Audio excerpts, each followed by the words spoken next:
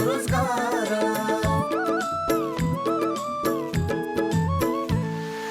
सबै मिलिजुली गरौँ उन्नतिको कर्म, स्वावलम्बी र समृद्धि नै सहकारीको मर्म। समानता र स्वाधीनताको भावनाले भरौँ, आर्थिक अनि सामाजिक सांस्कृतिक विकास गरौँ। सहकारी दर्पण, सहकारी दर्पण, सहकारी दर्पण। नमस्कार, सहकारी दर्पण कार्यक्रमको तर्फबाट यो कार्यक्रम प्रत्येक महिनाको पहिलो र तेस्रो शनिबार साँझ 6 बजेदेखि करिब 25 मिनट अवधिभर सहकारीका विविध विषयवस्तु समावेश गरी प्रस्तुत गर्ने गरिन्छ। स्वागत एवं सहकारी अभिवादन आजको यो श्रृङ्खलामा पनि सम्पूर्ण दर्शक महानुभावहरूमा। दर्शक महानुभावहरू, आजको कार्यक्रमलाई हामीले चितवन जिल्लाको भरतपुर महानगरपालिकामा रहेको हाम्रो चित्रवन बचत तथा ऋण सहकारी संस्थाले सञ्चालन गरेका क्रियाकलापहरूमा केन्द्रित गरेका छौँ।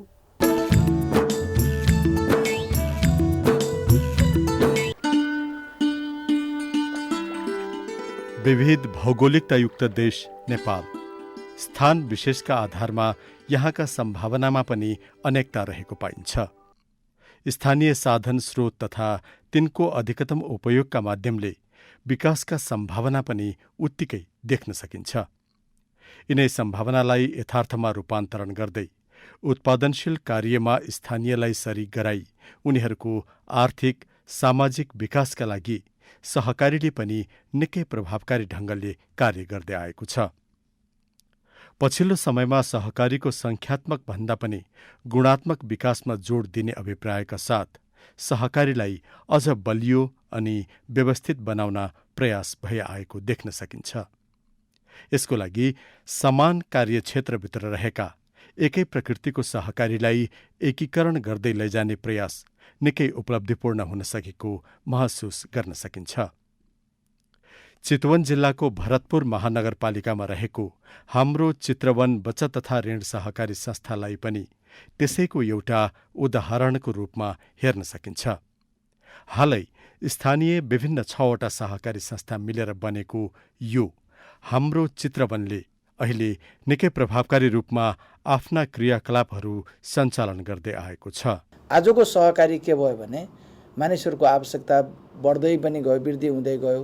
सहकारीले ठुला आवश्यकतालाई नै परिपूर्ति गर्ने अवस्था आयो र समृद्धिको बाटोमा मुलुकलाई लाने कुरामा सहकारी जोडिँदै आइसकेपछि अब सहकारीलाई बृहत बनाउनु पर्दो रहेछ भन्ने कुराको बारेमा हामीलाई महसुस भयो। र यो चरणमा हामीले सहकारी अभियानमै भित्र पनि सहकारी संस्थाहरूबिच अब सानो भएर हुँदैन, ठुलो भएर धेरै सेवा र सुविधाहरू प्रविधियुक्त, नीतिविधि र प्रविधियुक्त बनाउँदै जानुपर्छ भन्ने हिसाबले हामीले मान्यता राख्यौँ। यही बिचमा 2074 सालमा सहकारी ऐन आयो, जसले सहकारीभित्र देखा परेका दोहोरो संस्थालाई अन्त्य गर्ने कुरा पनि लिएर आइसकेपछि हामीमा थप ऊर्जा भएर अनि हामीले यो सहकारी एकीकरण अभियानलाई अलि जोड दियौँ र त्यस कारणले हामी एकीकरण गर्न केही सफलता पनि प्राप्त गरेका छौँ। हिजो हामीले वित्तीय सेवा दिँदा जति वित्तीय सेवा दिएका थियौँ त्योभन्दा बढी मात्रामा हामीले वित्तीय सेवा दिन सकेका छौँ। कारोबारमा हाम्रो वृद्धि भएको छ। सदस्यहरूलाई ऋण चाहिँदाखेरि हिजो हामीलाई थोरै अलिक कमै हुन्थ्यो भने अब यसको डबलभन्दा बढी हामीले चाहिँ दिन सक्ने अवस्थामा भएका छौँ, आवश्यकता परिपूर्ति गर्न सक्ने अवस्थामा भएका छौँ।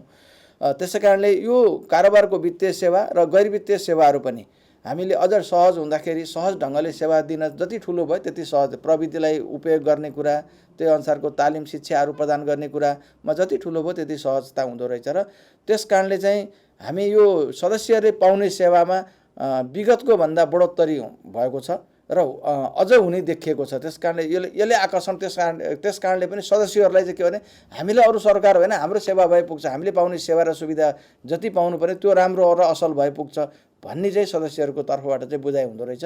त्यो अहिले हामीले अनुभूति गरेका छौँ। आज 7वटा सेवा केन्द्र छ। 7वटा सेवा केन्द्रमा जहाँ सजिलो सहज हुन्छ त्यहीँ गएर सेवा लिन सक्ने वातावरण बनेको छ। त्यस कारणले यो चाहिँ सदस्यहरूले महसुस गरेको विषय रह्यो। एकीकरणले संस्थाको गुणस्तर पनि वृद्धि हुन्छ। एकीकरणले एउटा सङ्ख्यात्मक हिसाबले पनि वृद्धि हुन्छ, परिवार ठुलो हुन्छ। तर व्यवस्थापनमा चाहिँ अलि ध्यान पुर्याउनु पर्ने हुन्छ। व्यवस्थापन सहज ढङ्गले गर्यो भने अझ हामीले सदस्यहरूलाई सम्मानजनक व्यवहार गर्ने गरी हामीले अगाडि बढेका छौँ। त्यो गर्दाखेरि चाहिँ सदस्यहरूमा खुसी नै हुँदो रहेछ। यसले चाहिँ एकीकरणका लागि केही सानातिना समस्याहरू रहेको भए तापनि यसको प्रभाव भने निकै सकारात्मक रहेको महसुस गर्न थालिएको छ। यसलाई अझ व्यवस्थित र चुस्त बनाउन विभिन्न तालिम गोष्ठीहरू सञ्चालन गर्दै सहकारीको वास्तविक अर्थ र महत्त्वको बारेमा सचेतना फैलाउने अभियानमा जिल्ला सहकारी सङ्घले पनि आफ्नो प्रयास गर्दै आएको देखिएको छ। यसको लागि हालको अवस्थामा कोभिडको कारणले नराम्ररी प्रभावित गरेको भए पनि अन्य वैकल्पिक उपाय अवलम्बन गर्दै सहकारीको एकीकरण लगायतका प्रयासलाई भने निरन्तरता दिँदै आएको जिल्ला सहकारी सङ्घका अध्यक्षको भनाइ छ। सहकारीहरूलाई सक्षम बनाउने, अलि ठुला बनाउने कुरा जुन राज्यको पोलिसी छ त्यो पोलिसी एकदमै राम्रो छ र हाम्रा प्रतिस्पर्धीहरूसँग प्रतिस्पर्धा गर्न पनि त प्रतिस्पर्धीहरूभन्दा ठुलो हुन जरुरी छ। त्यसैले यो एकीकरण प्रक्रिया चाहिँ अगाडि आउनु सान्दर्भिक छ। सबैभन्दा पहिला प्रभात महिला बचत तथा ऋण र दिदीबहिनी बचत तथा ऋण भन्ने दुईवटा संस्थाहरू एकीकरण भएर यो एकीकरणको अभियान सुरुवात गरे चितवनमा।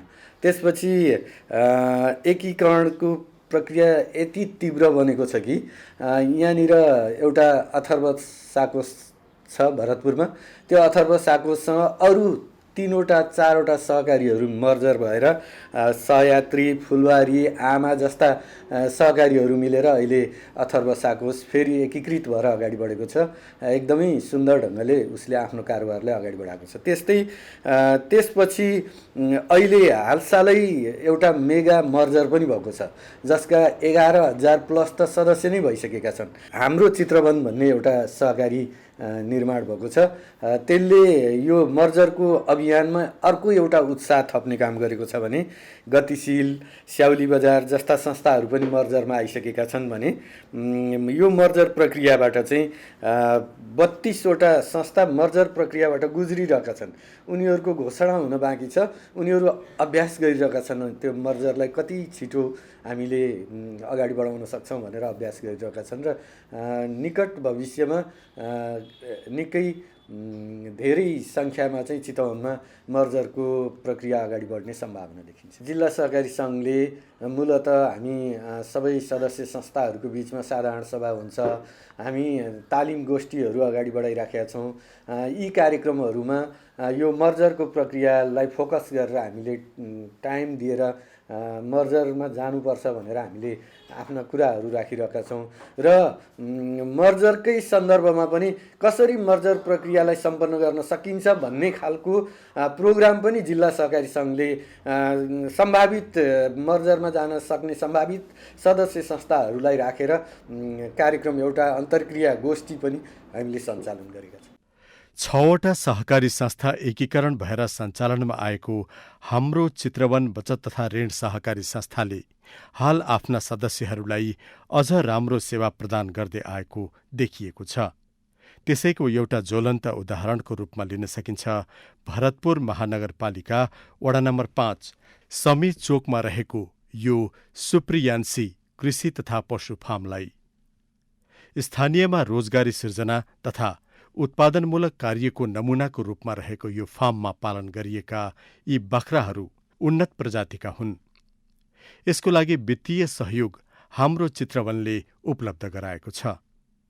हाल उनको यो फार्ममा 185वटा बाख्रा छन्। मुख्य उद्देश्य व्यावसायिक बाख्रा पालन र बाख्रामा क्रस ब्रिडिङ गरेर यसबाट उन्नत प्रजातिको चाहिँ बाख्रा उत्पादन गर्नु मेरो मूल उद्देश्य छ र त्यसको साथसाथै मासुको लागि खसी उत्पादन पनि मेरो उद्देश्य छ। एउटा व्यावसायिक रूपमा बाख्रा पालन गरेर बेरोजगार युवाहरूलाई केही हदसम्म भए पनि रोजगारको अवसर सिर्जना गर्ने उद्देश्यले मैले यो फार्म सञ्चालन गरेको छ। मेरो टार्गेट चाहिँ 300सम्म बाख्रा पाल्ने टार्गेट हो।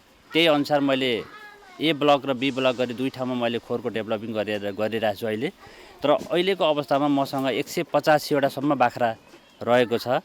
त्यसमा कोही खसी, बोका, पाठा, पाठी गरेर 185वटासम्म चाहिँ बाख्राहरू रहेका छन्। कुनै पनि व्यावसायिक सफलताको लागि वित्तीय व्यवस्थापन सबैभन्दा महत्त्वपूर्ण कुरा हुँदो रहेछ। वित्तीय व्यवस्थापनको क्रममा मैले आफ्ना सम्पूर्ण कागजी प्रक्रियाका डकुमेन्टहरू सबै पुरा गरिसकेपछि हाम्रो चिरपरिचित संस्था दीपज्योति सहकारी संस्था, उक्त संस्था अहिले नाम परिवर्तन भएर हाम्रो चित्रवन साकोस भएको छ।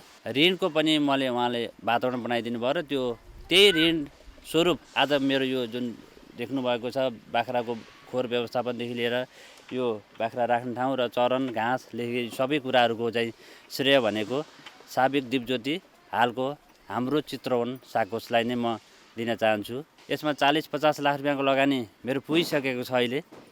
किन भन्दाखेरि यो बाख्रा खरिद गर्नु, खोर व्यवस्थापन गर्नु, दानाको व्यवस्थापन गर्नु, दाना काट्ने मेसिन, दाना बनाउने मेसिन, घाँस काट्ने मेसिनदेखि लिएर स्टाफ खर्च सबै म्यानेज गर्दाखेरि 50 लाखभन्दा माथिको व्यवसायलाई चाहिँ पैसा नभइकन सम्भव थिएन। त्यो सम्भव बनाए नै सहकारीले। र मैले एउटा वचन पनि दिएको छु सहकारीलाई, कुनै पनि दिनमा सहकारीले मलाई ब्याज पुगेर आएन, साबा आएन, किस्ता आएन यो भनेर त्यो सवालमा मेरो 3 रुपियाँ पनि तपाईँहरूले खर्च गर्नुपर्ने वातावरणमा बनाउँदिनँ। म विशुद्ध जुन उद्देश्यको लागि मैले पैसा लिएछु त्यही उद्देश्यको लागि नै त्यो पैसा उपयोग हुनेछ भन्ने पनि मैले आफ्नो प्रतिबद्धता जाहेर गरेको थिएँ त्यसै समयमा।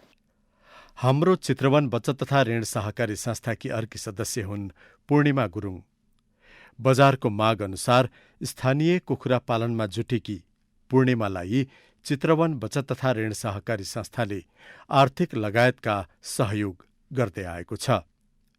सानो संख्याबाट कुखुरा पालनमा सहभागी हुँदै आएकी उनी यो व्यवसाय आर्थिक रूपमा निकै राम्रो रहेको अनुभव सुनाउँछिन्। पहिला 2-4वटा पाल्दै जाँदाखेरि चाहिँ राम्रो लाग्यो, त्यसबाट इन्कम पनि राम्रै भयो, ओहो हुने रहेछ जस्तो लाग्यो मलाई चाहिँ। त्यसो भएको भएर बिस्तारै बढाउँदै लगो। खास सुरुमा चाहिँ मैले 10-12वटा सुरु गरेँ, 10-12वटा कुखुराबाट चाहिँ सुरु गरेँ हो। अहिले गर्दा धेरै भयो। अहिले चाहिँ कति छ? लगभग 3500 छ। कुन जातको राख्नु भएको छ? पुरै प्योर लोकल हो। अब लोकल कुखुरा त्यति गाह्रो त छैन सरसर्ती हेर्दा, तर गाह्रो छैन भन्दा गाह्रो पनि छ यसमा। जस्तो अब चल्ला हुर्काउनेदेखि जस्तो 2-4वटा पाल्दा सजिलो हुन्छ भने त्यसलाई कमर्सियल हिसाबले गर्दै जाँदाखेरि यसमा अनेक चुनौतीहरू पनि देखिन्छ। जस्तो रोग व्याधिहरू लाग्छ। अब हुर्काएर त्यसलाई कसरी बजार व्यवस्थापन गर्ने, बजार व्यवस्थापनको पनि समस्या छ। अब चुनौतीहरू पनि छ। पहिला अब मैले स्टार्टिङ गर्दाखेरि चाहिँ मेरो मात्रै थियो यो एरियामा पनि फर्म। त्यतिखेर चाहिँ मार्केटिङ मलाई बाहिर निस्किनु पर्थेन मार्केटिङको लागि। अहिले चाहिँ धेरै भइसक्यो। म जस्ता कृषकहरू जस्तो अब नेपालीहरूमा चाहिँ एउटाले केही गर्यो भने त्यसैलाई कपी गर्ने धेरै सिस्टम छ। अनि तपाईँको त्यसैलाई फेरि कन्टिन्युटी नदिने। अब कन्टिन्युटी नदिँदा त्यसले चाहिँ जस्तो हामी जस्तो अलि धेरै लार्ज स्केलमा पार्नेहरूलाई चाहिँ एकदम असर गर्छ।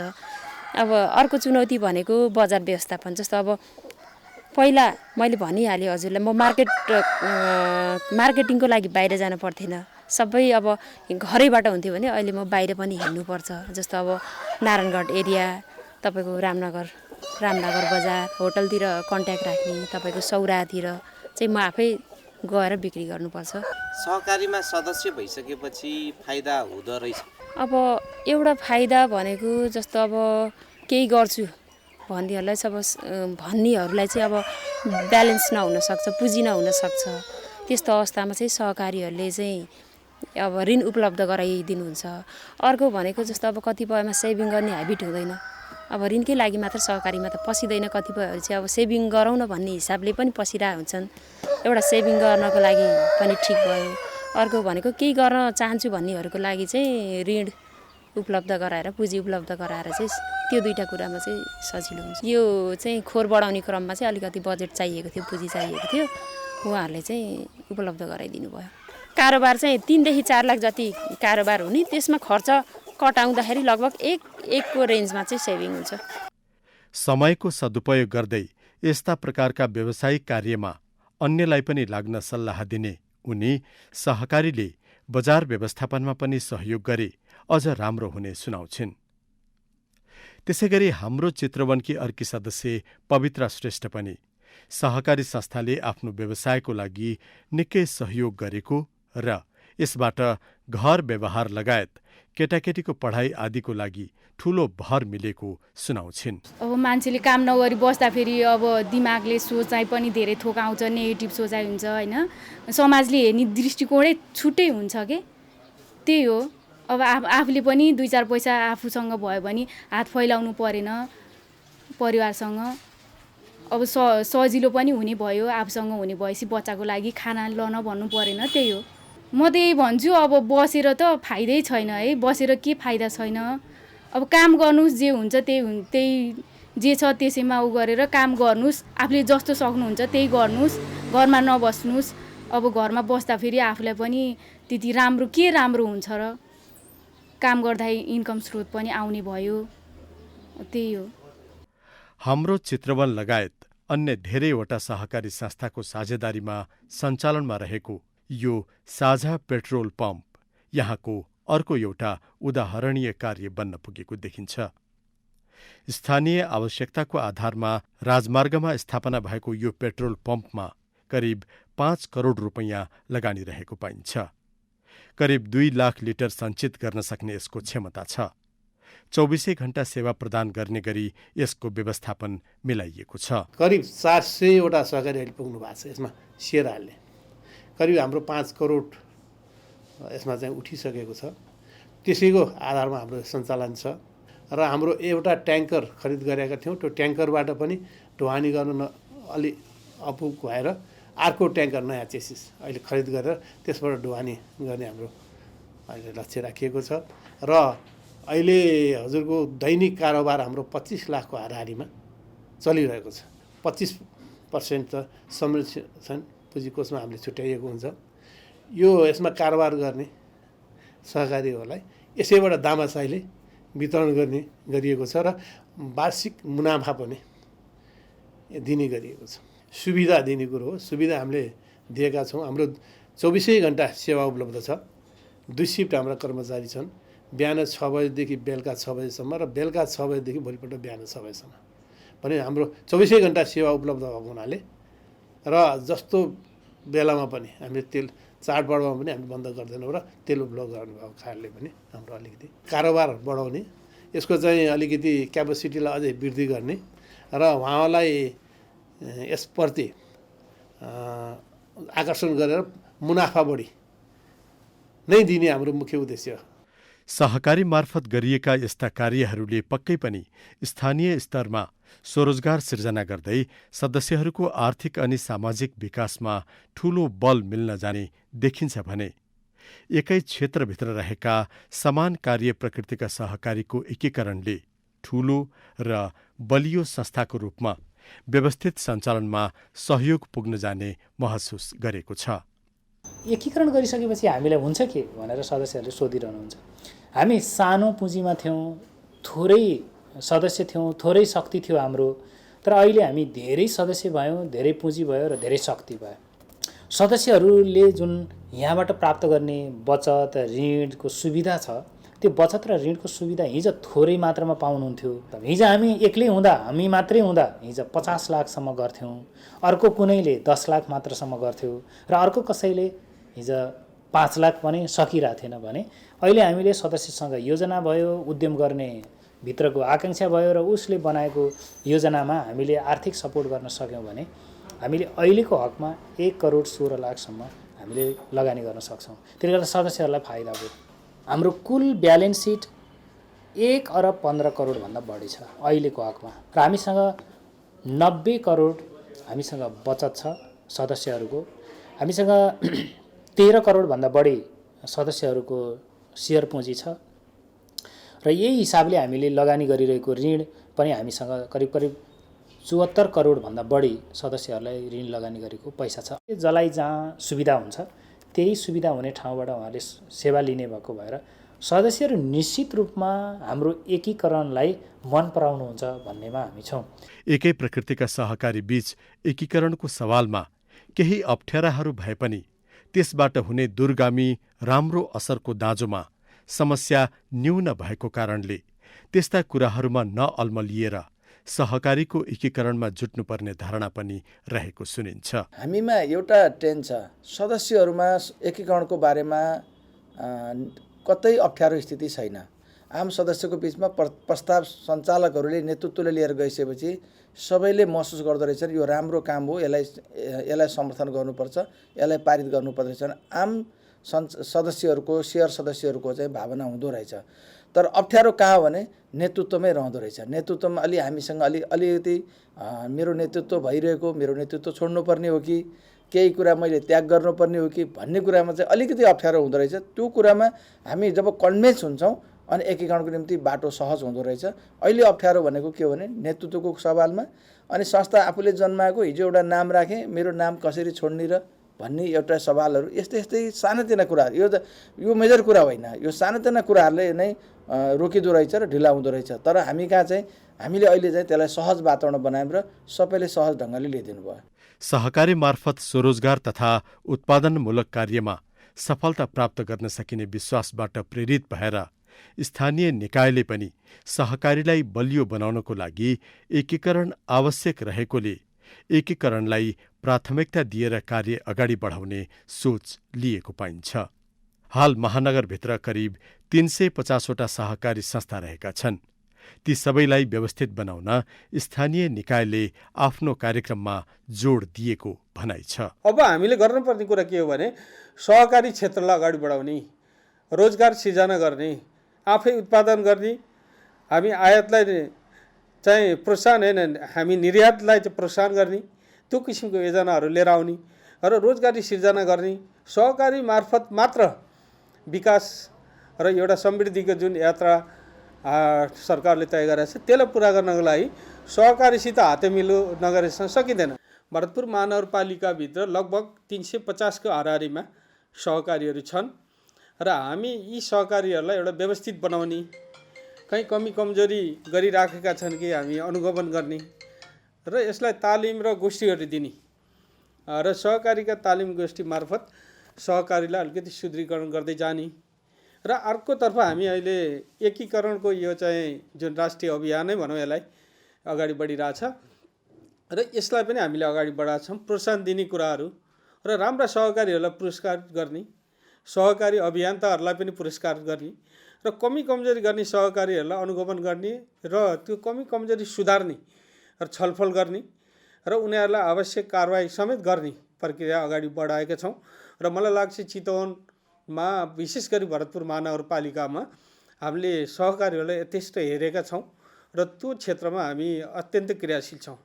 सहकारी संस्थाहरूको बदलिदो स्वरूप र अवस्था अनुकूल अब सदस्यहरूले गरेका उत्पादन तथा व्यावसायिक कार्यलाई बढावा दिन र त्यसलाई प्रवर्धन गर्नको लागि बजारको व्यवस्थापनमा पनि लाग्नुपर्ने आवश्यकता प्रष्ट महसुस गरिएकै छ। अहिले कोभिडको महामारीको समयमा सदस्यहरूले भोगेका समस्याहरूलाई मध्यनजर गर्ने हो भने जुन रूपमा उत्पादन कार्यमा सहकारीको साथ र सहयोग रहेको छ, त्यसरी नै उनीहरूको उत्पादनलाई बजारसम्म पुर्याउने अभिभारा सहकारीले लिएर सहयोग गर्न सके सहकारी मार्फत गरिएको प्रयासले अझ सार्थकता पाउने समेत अनुभूत गरिएको छ। सहकारीको एकीकरणसँगै अझ सशक्त बनेको भरतपुर महानगरपालिकामा रहेको हाम्रो चित्रवन बचत तथा ऋण सहकारी संस्थाले हालसम्म गरी आएको कार्यहरू पक्कै पनि उल्लेख्य देखिन्छन्। अब आउँदा समयमा पनि संस्था अनि सदस्यहरूको हितमा कार्य गर्दै स्थानीय विकासमा संस्थाले गरेका प्रयासमा अझ सफलता मिल्दै जाओस्, हाम्रो शुभकामना। दर्शक महानुभावहरू, यो कार्यक्रम तपाईँलाई कस्तो लाग्यो? कार्यक्रमको बारेमा तपाईँका प्रतिक्रियाहरू पठाउनुहुनेछ भन्ने आशा राखेका छौँ। हाम्रो ठेगाना हो Rashtriya Sahakari Vikas board, Pulchowk, Lalitpur, post box number 5717, phone number 5010-131, email kopsanchar@gmail.com, website www.ncdv.org.np। तपाईँले यो कार्यक्रम आफ्नो समयानुकूल युट्युबमा पनि हेर्न सक्नुहुनेछ। हवस् त दर्शक महानुभावहरू, आजको हाम्रो कार्यक्रमको निर्धारित समय सकिन लागेको छ। सहकारी सम्बन्धी विविध सामग्री लिएर आगामी कार्यक्रममा भेट्ने बाचा गर्दै आजको सहकारी दर्पणबाट हामी सबै बिदा चाहन्छौँ। नमस्ते, जय सहकारी।